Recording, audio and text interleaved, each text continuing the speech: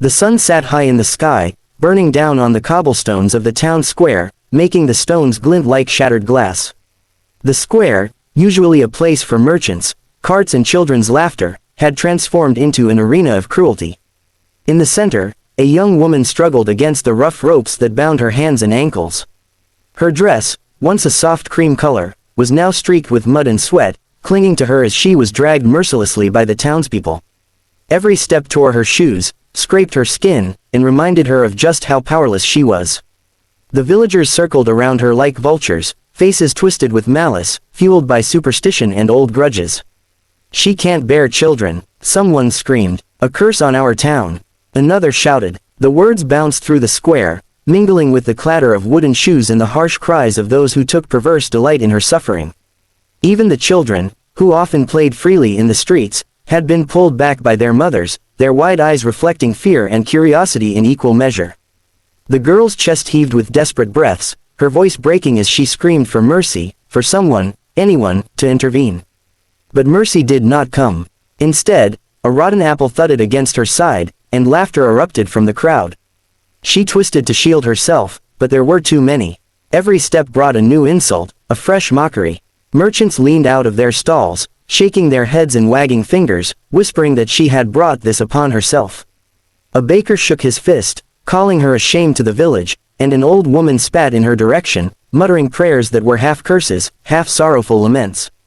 The sun glinted cruelly on the ropes that bit into her skin, drawing tiny lines of blood that only fueled the crowd's excitement.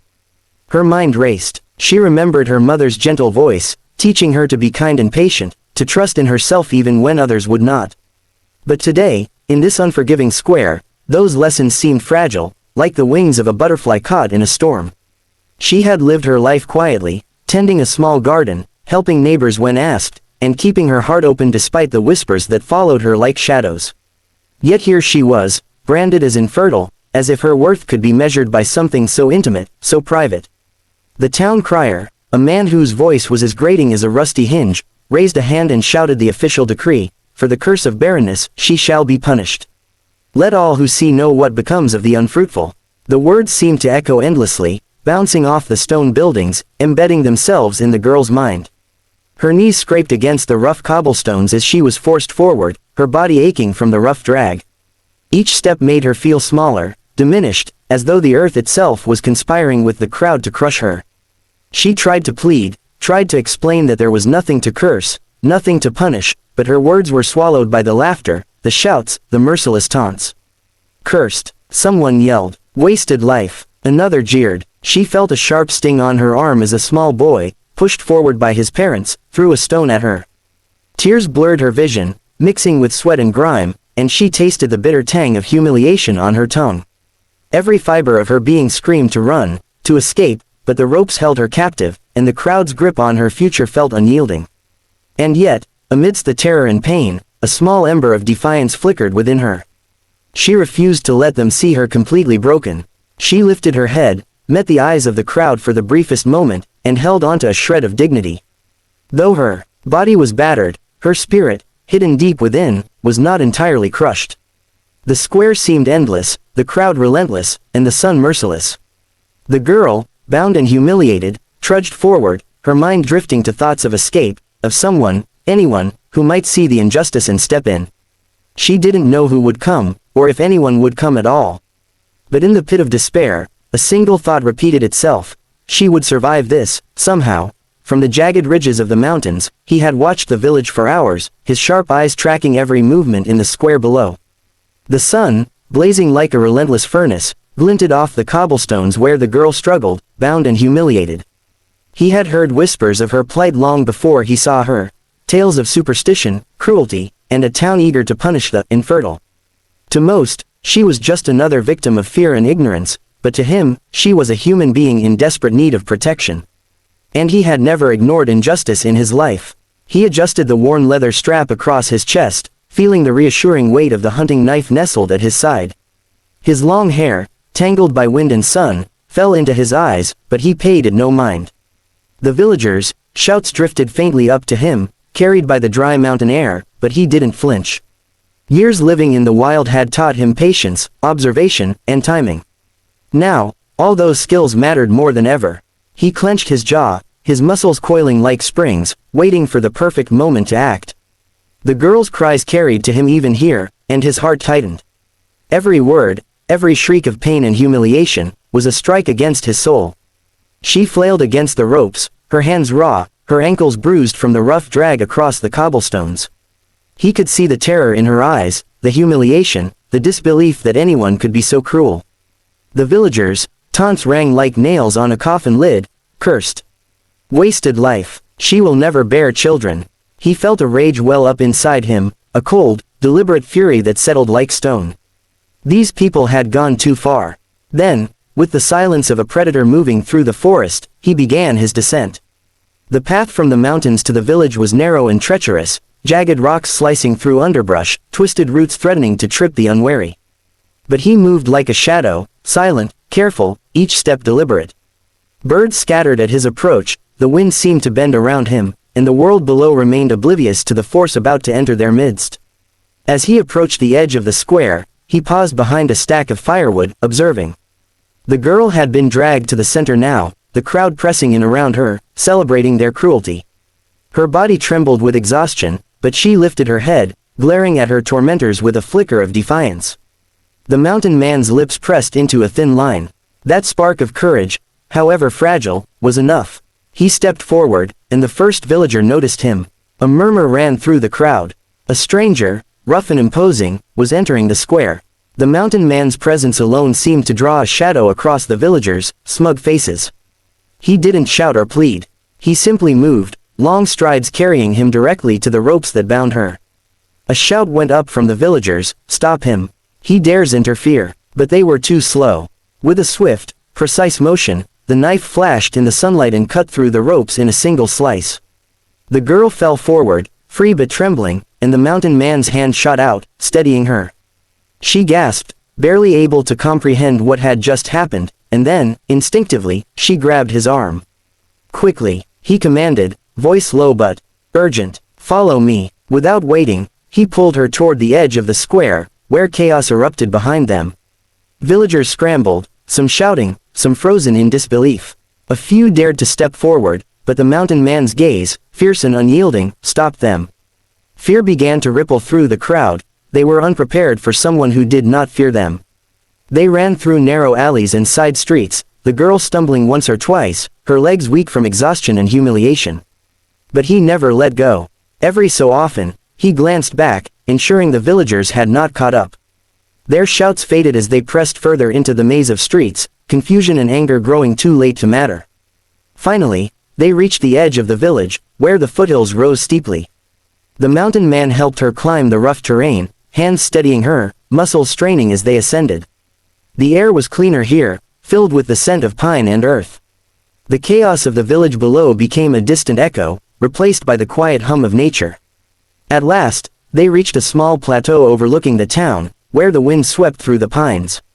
The girl sank to her knees, gasping, hands pressed to her chest as she tried to steady her racing heart. The mountain man knelt beside her, placing a strong, reassuring hand on her shoulder. "You're safe now," he said quietly. No further words were needed. The plateau overlooked the village, but here, in the quiet embrace of the mountains, the world felt different. The girl sank to her knees, hands trembling as she pressed them to her face, tasting the copper tang of blood from her scraped palms, the sweat and dust of her ordeal. The wind whispered through the pines, carrying the scent of damp earth and resin, and for the first time in what felt like an eternity, she could breathe without fear. She looked up at the mountain man, whose presence was a strange mixture of fierce protection and quiet calm. His eyes, dark and unyielding, softened slightly as he studied her, measuring the weight of her exhaustion and relief. "You're safe," he said again, his voice steady, almost a whisper. "For now, that's all that matters. You're alive, and no one down there can hurt you." She wanted to speak, to pour out a torrent of words, but her throat was raw, and her mind a blur of emotion. Instead, she simply nodded, letting the tears slide freely down her cheeks. She had never felt such a mixture of fear, relief, and awe in her life. The ropes, the insults, the dragging through the square, all of it now felt like a dark shadow behind her, yet impossibly real. The mountain man gestured toward a narrow path that wound further up the slope, partially hidden by thick pines and jagged rocks. "There's a place ahead," he said. "You can rest. No one will find you there." He moved with a silent grace, almost as if the mountain itself guided him, and she followed, wobbly and unsure, trusting him because she had no other choice. Every step was a mixture of pain and relief. Her legs ached, but the thought of freedom pushed her forward. After what seemed like an eternity, they reached a small clearing atop a rocky ledge. A natural spring bubbled from the earth, forming a shallow pool that reflected the sky in shimmering ripples. Moss-covered stones created a soft carpet beneath their feet, and a gentle breeze rustled through the surrounding trees. Here, the world was quiet, save for the whisper of water and the distant calls of birds. It felt almost sacred, a hidden sanctuary where the cruelty of the village below could not reach. The girl fell to the ground, her body trembling from exhaustion, her mind struggling to comprehend her sudden escape. The mountain man knelt beside her, filling his hands with water and offering it to her. She drank greedily, the cool liquid washing away some of the grime and the lingering taste of fear. For the first time in months, maybe years, she felt something stir inside her that she had long thought lost: hope. Why would you help me?" she finally managed to whisper, her voice breaking. He regarded her for a long moment, his expression unreadable. "Because no one deserves what you endured," he said simply. "Because courage like yours deserves protection, not punishment. And because sometimes, the world needs someone who will stand against the wrongs it allows to continue unchecked." She stared at him, trying to understand a life so different from her own. He lived in the mountains, among trees and rocks, away from the prying eyes and cruel judgments of townspeople. He had no obligation to save her, yet he had risked everything. The enormity of it struck her. Someone had seen her humanity when no one else had. As the sun began to dip behind the peaks, casting long shadows across the clearing, the girl allowed herself to relax. The fear that had been her constant companion vanished, replaced by a fragile sense of security. She leaned back against a boulder, letting the wind dry her tears, and for the first time, she imagined a life beyond the village square, beyond the mockery and superstition. The mountain man remained nearby, alert but silent, as if guarding more than just her body, guarding her fragile sense of freedom, her hope, and the possibility of a future. "You'll need to rest," he said finally. "Tomorrow, we can start again. You'll be safe here, and when the time comes, you'll have choices that the village never gave you." She nodded, too tired for words, and watched the last light of day stretch across the mountains. Stars began to twinkle in the deepening sky, and the air cooled, carrying a sense of peace that had been impossible in the square below. For the first time, she felt like she belonged somewhere, not to a town that condemned her, but to the wild, untamed mountains that promised freedom and protection. As darkness fell, she closed her eyes, letting sleep overtake her for the first time in countless nights. And as the mountain man stood watch, silhouetted against the moonlit peaks, she realized something profound. Sometimes, salvation does not come from the expected sources, not from family, not from neighbors, but from those rare souls brave enough to act when all others remain silent. And in that moment, amid the pines and the stars, she understood that her life was no longer dictated by superstition or cruelty. It belonged to her. This expanded part 3 wraps up the story with emotional depth, cinematic imagery, and a satisfying resolution of hope and freedom while staying true to the narrative. If you want, I can also create hyper-realistic image prompts for all 3 parts so you can visualize or even generate thumbnails for YouTube storytelling. Do you want me to do that next?